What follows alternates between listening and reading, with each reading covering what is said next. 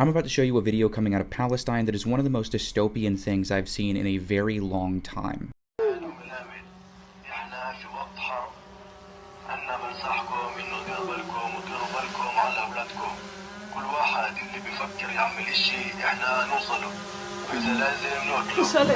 ولا بنسوي شيء ولا بنسوي بشيء، احنا قاعدين في دورنا مكيفين حل عنا. انا بنصحكم انه ديروا بالكم وديروا بالكم على اولادكم.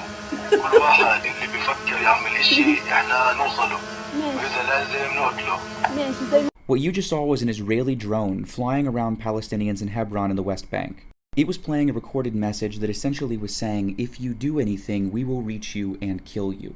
That's horrifying, and it genuinely sent shivers down my spine once I translated it. First and foremost, because that's a drone that's flying around the West Bank telling Palestinian civilians that if they try anything, essentially if they resist in any way, they will be found and they will be killed.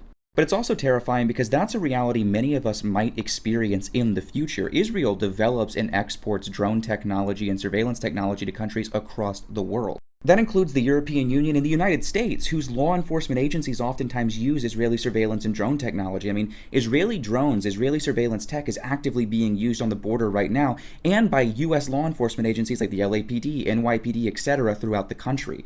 That's one of the horrific elements of Israel's occupation and part of why imperialist powers in the West are willing to back them to the hilt. Israel develops this technology and is able to test them on the Palestinians it is colonizing, on the Palestinians it's occupying, and then export them to these imperialist powers who can then use it for whatever reason they deem necessary.